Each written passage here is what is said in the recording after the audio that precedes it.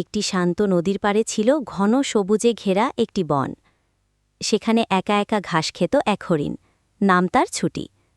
ছুটি ছোটবেলায় মা বাবাকে হারিয়ে একা হয়ে গেছে।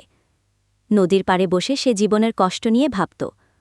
আর সেই নদীর গভীরে বাস করত এক বুড়ো কুমির, নাম গাজী। গাজী একসময় হিংস্র ছিল, কিন্তু বয়সের সাথে সাথে তার হৃদয় বদল আসে।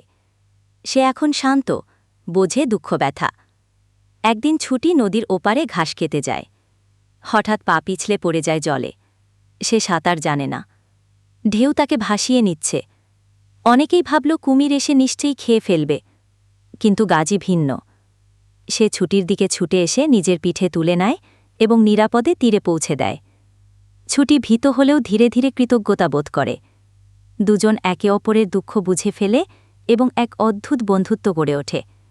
দিন যায়, বন্ধুত্ব বাড়ে। একদিন বনে ঢুকে পড়ে কিছু শিকারী। তারা ছুটিকে ধরতে চায়। গাজী জীবন ঝুঁকি নিয়ে ছুটির সামনে দাঁড়িয়ে পড়ে। সে শিকারীদের ধাওয়ায় গুলিবিদ্ধ হয়। ছুটি ছুটে গিয়ে বনরক্ষীদের খবর দেয়। বনরক্ষীরা এসে কুমিরকে বাঁচায়।